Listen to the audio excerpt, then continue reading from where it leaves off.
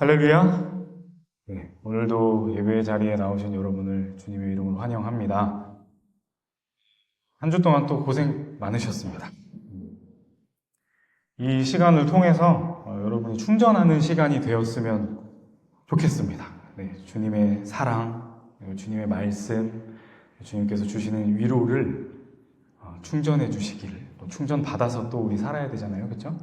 충전해 주시기를 또 오늘도 기대하는 마음으로 우리 함께 말씀을 살펴볼까요? 네, 감사합니다. 네, 우리가 살아가다 보면 이런 생각을 할 때가 있습니다. 내가 지금 잘 가고 있는 게 맞나?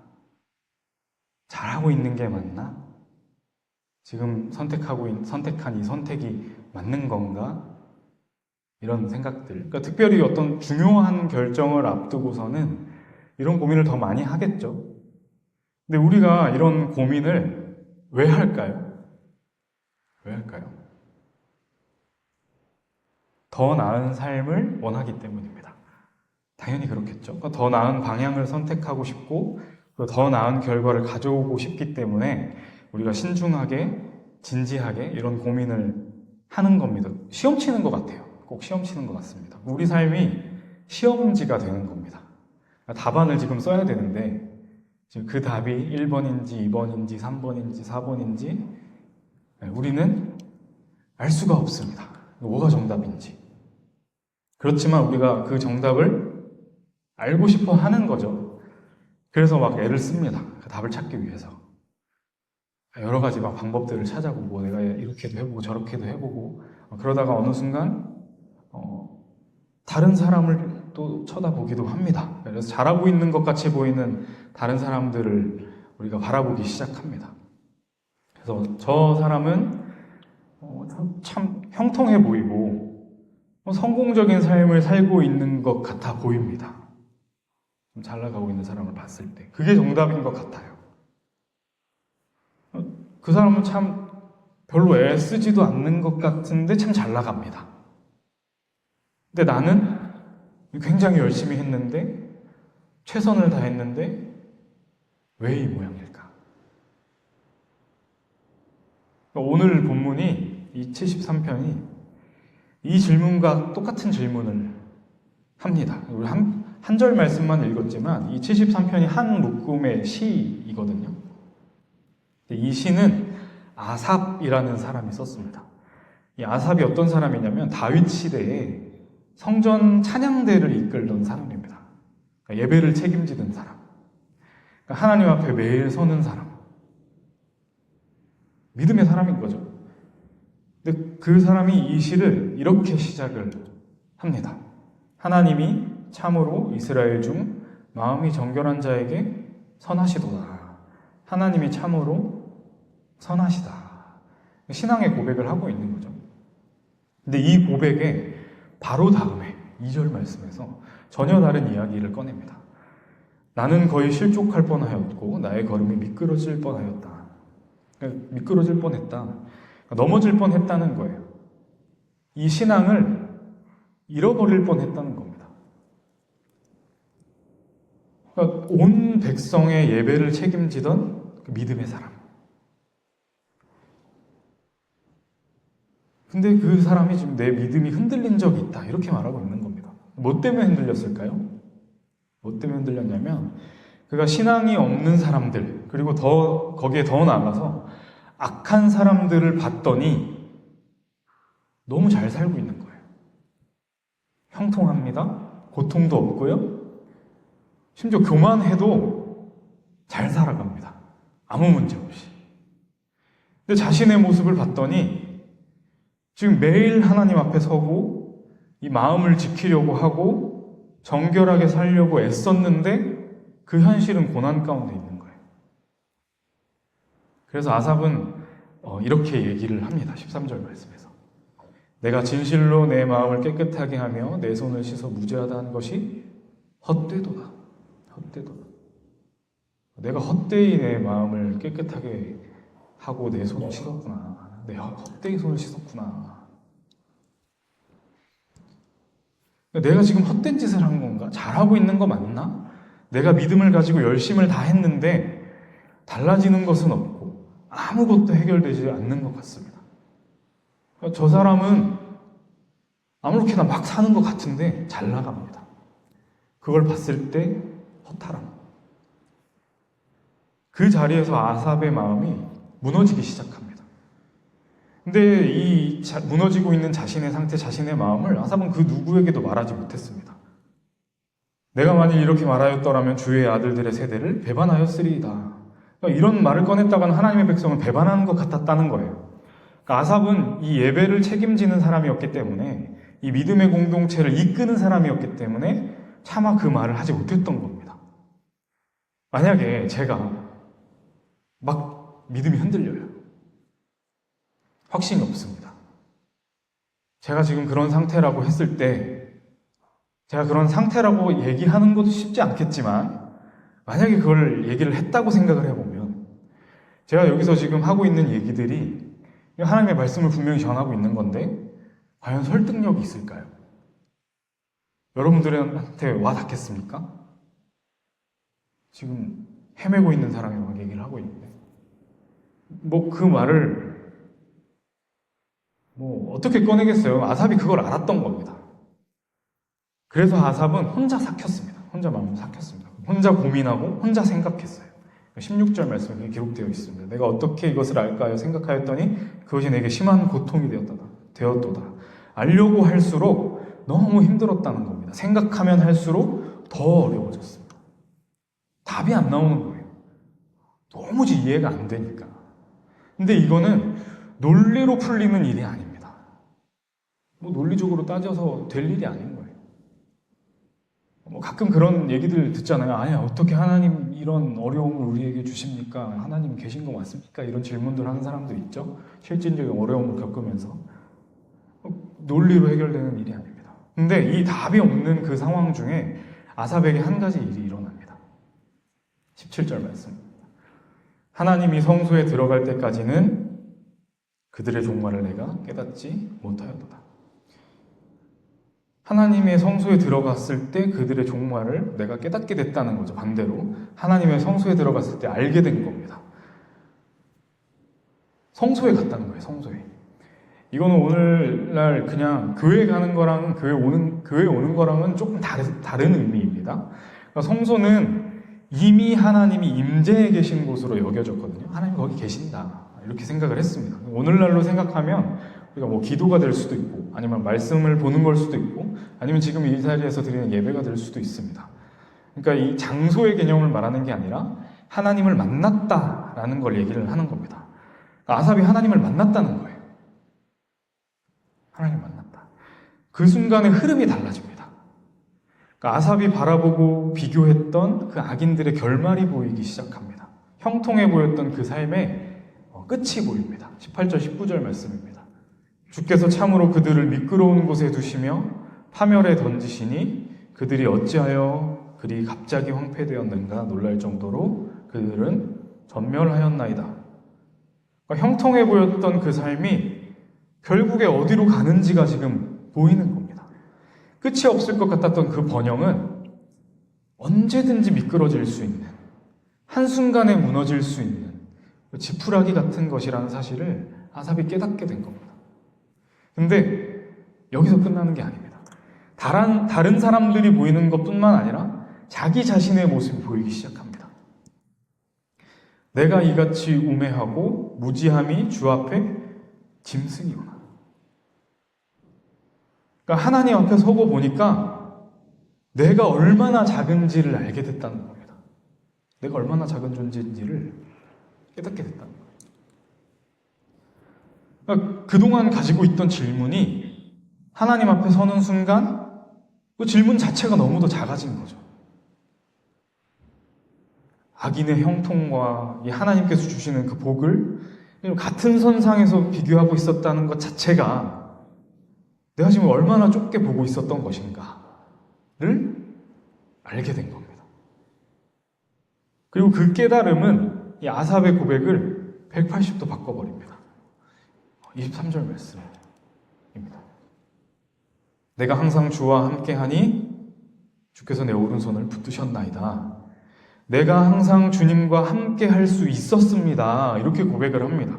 근데 그게 어떻게 가능했을까요? 아삽은 지금 방금까지 흔들리고 있었습니다. 미끄러질 뻔했습니다. 혼자 삭히면서 고통받고 있었습니다. 근데 그런 사람이 어떻게 항상 주님과 함께 할 수 있었을까요? 주님께서 붙드셨기 때문입니다. 주님께서 붙드셨기 때문에. 아삽이 하나님을 붙든 게 아닙니다. 아삽이 흔들리는 동안, 아삽이 혼자 삭히는 동안, 아삽이 미끄러질 뻔한 그 순간에도 하나님이 아삽의 손을 붙들고 계셨습니다. 그러니까 내가 하나님과 함께 할 수 있었던 것은 하나님이 놓지 않으셨기 때문입니다. 그걸 깨달은 거예요. 그 앞에서 아삽의 고백이 계속해서 이어집니다. 25절 말씀. 하늘에서는 주 외에 누가 내게 있으리요? 땅에서는 주밖에 내가 사모할 리 없나이다. 악인의 형통을 부러워하던 그 사람이 저 사람 좀 너무 잘 나가는 것 같은데 나는 왜 이렇지? 이랬던 사람이 전혀 다른 말을 하고 있는 거예요.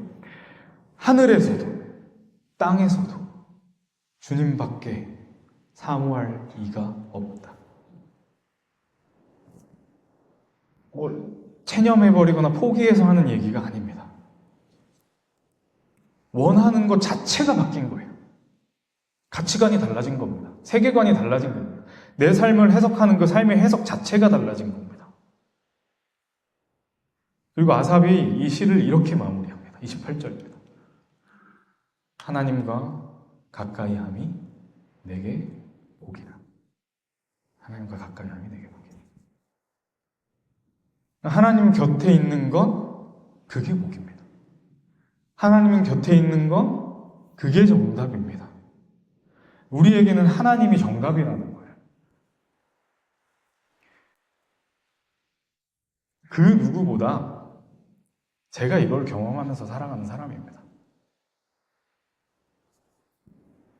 오늘 설교하러 올라오기 전에 이런 얘기를 나눴는데 오늘도 저희 아내랑 애들이 못 왔거든요.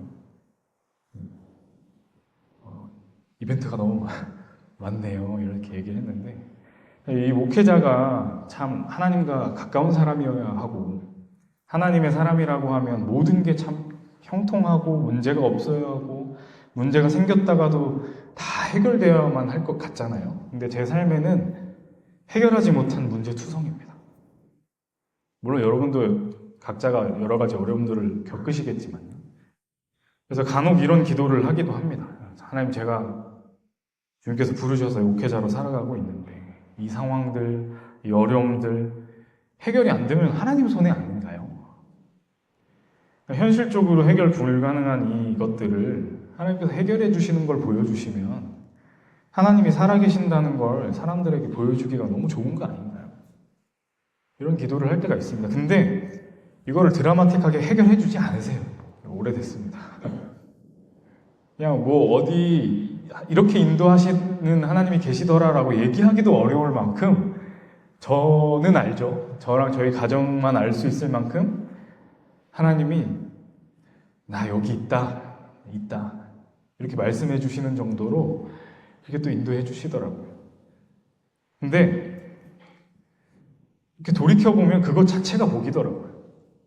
그러니까 이 모든 과정을 통해서 저와 저희 가정은 조금 더 하나님께 더 요청하고 하나님께 더 붙어 있을 수 있고 또 그 과정을 통해서 저희가 이거를 그냥 버티고 견디는 걸 보고 하나님이 계신다는 걸 알게 되는 분들도 계시더라고요. 저희 상황들을 다 듣고 그럼에도 불구하고 그 자리에서 이렇게 있는 모습들을 보고서 참 하나님은 살아계시긴 한가 보다 이렇게 생각하시는 분들도 계시더라고요. 사랑하는 여러분, 우리는 우리 삶 가운데 어떤 게 정답인지 모릅니다. 내가 열심히 했는데 왜 이 모양인가? 내가 잘못 선택한 건가? 아삽과 같은 그 질문을 누구든지 가질 수 있습니다. 그러니까 우리 앞에 펼쳐져 있는 이 삶의 문제들, 다양한 선택지 앞에서 누구나 고민할 수 있습니다. 우리가 그 삶의 정답을 얻기 위해서 뭐 1번을 선택하든 2번을 선택하든 3번을 고르든 4번을 고르든 우리가 선택을 할 겁니다. 근데 어떤 걸 선택해서 어떤 답을 얻었느냐가 중요한 게 아니라 누군가가 뭘 선택해서 좋은 결과를 얻었다더라, 그게 중요한 게 아니라 그 문제를 모두 하나님 앞으로 가지고 가서 하나님을 만났느냐, 내 문제를 가지고 가서 하나님을 만났느냐, 그분 앞으로 이걸 가지고 나갔느냐 아니냐, 이게 중요한 겁니다.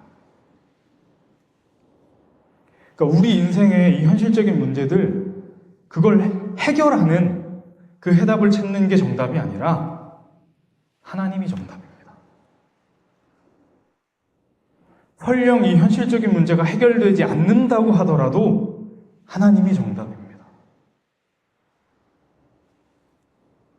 하나님과 가까이 하면, 내가 하나님 앞에 나아가면 내 이 문제가 해결되기 때문에 그분이 정답인 게 아닙니다. 그냥 그분은 정답이세요. 아삽이 지금 문제가 해결됐기 때문에 이 고백을 한 게 아니에요. 그냥 그저 성소에 가서 주님을 만났을 뿐입니다. 근데 지금 이 고백을 하는 거예요. 저도 마찬가지입니다. 여전히 저는 제 삶의 문제들 여전히 끌어안고 가고 있습니다. 버티고 견디고 있습니다. 그러나 그럼에도 불구하고 저는 진심으로 이렇게 여러분들에게 전할 수 있습니다. 그분 곁에 있는 것, 그분 안에 있는 것, 어떤 상황이든지 그분과 함께 걸어가는 것, 그게 정답입니다. 그게 정답이에요. 저는 여러분에게 이거를 꼭 아셨으면 좋겠습니다. 주님을 꼭 만나셨으면 좋겠습니다. 살다 보면 어떤 상황을 어떻게 맞이해야 할지 알 수 없습니다. 1부터 100까지 평생 행복하고 기쁜 일만 펼쳐져 있는 사람은 아무도 없습니다. 근데 그 안에서 우리가 흔들리지 않고 평안할 수 있고 기쁠 수 있고 감사할 수 있는 이유는 하나님이 정답이시기 때문입니다. 이걸 깨닫게 되는 우리 모두가 될 수 있기를 주님의 이름으로 간절히 축원합니다. 우리 함께 일어나셔서 말씀 생각하시면서 함께 찬양하시겠습니다. 주님 감사합니다. 이 시간도 이렇게 나와서 말씀을 듣고 또 찬양하게 하시니 감사합니다. 주님, 우리는 살면서 수많은 선택 앞에 서게 됩니다. 답이 1번인지 2번인지 3번인지 4번인지 무엇이 맞는지 우리는 모릅니다. 어디로 가야 하는지도 모릅니다. 열심히 했는데 왜 이 모양인지도 모릅니다. 그래서 자꾸만 시선을 돌리게 됩니다. 저 사람은 형통해 보이는데 나는 왜 이 모양인가? 그 자리에서 혼자라고 느꼈습니다. 말할 것도 없었습니다. 답도 나오지 않았습니다. 그런데 그 자리에 주님이 계셨습니다. 우리가 흔들리는 그 순간에도 주님은 우리 곁에 계셨음을, 우리가 미끄러질 뻔한 그 순간에도 주님은 우리의 손을 놓지 않으셨음을 오늘 말씀을 통해 깨닫게 하시니 감사합니다.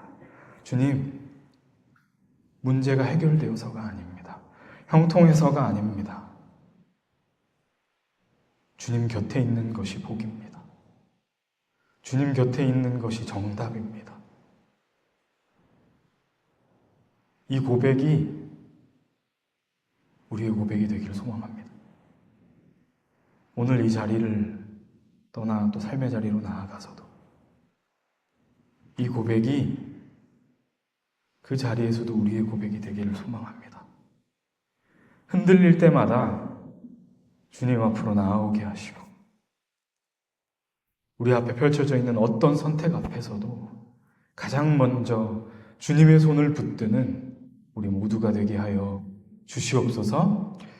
이제 예물을 드립니다. 우리의 삶 허락하신 그 물질, 모든 것이 주님의 것임을 고백하며 드립니다. 이 정성으로 드린 예물이 주님께서 기뻐하시는 곳곳에 사용되어서 주님의 사랑을 흘려보내고 주님께서 정답이심을 알리는데 부족함이 없도록 해주시고 드린 손길에도 함께해 주셔서 더욱 풍성히 나누고 섬길 수 있도록 채우시는 은혜를 허락하여 주옵소서. 이제는 우리 주 예수 그리스도의 은혜와 하나님 아버지의 한없는 사랑과 성령의 내주, 교통, 인도, 위로하시는 역사가 이 자리에서 함께 예배한 모두와 봉화교회를 거쳐가는 발걸음과 오늘 말씀을 듣고 또 각자의 자리에서 정답이신 주님과 함께 살아가기를 소망하는 모든 주의 자녀들과 귀한 청년들 위해 이제로부터 영원까지 함께 하시기를 주님의 이름으로 간절히 축원하옵나이다. 아멘.